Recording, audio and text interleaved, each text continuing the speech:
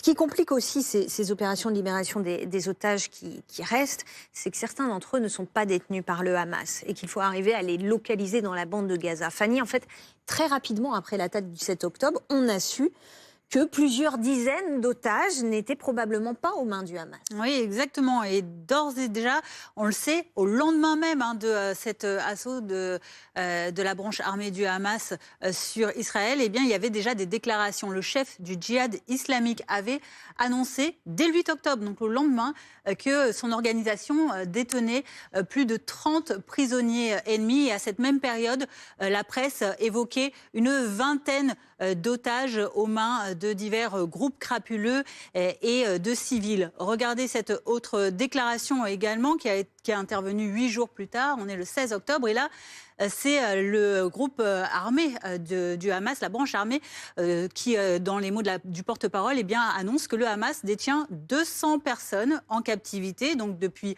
ce raid du 7 octobre, mais que 50 autres, vous le voyez, une cinquantaine d'autres sont détenus ailleurs, donc dit-on, par d'autres factions de la résistance. Merci beaucoup Fanny. Évidemment, il est très difficile de savoir avec précision combien d'otages ne sont pas aux mains du Hamas, mais quand on analyse les communications des différents acteurs, on serait effectivement sur 40 ou 50 otages.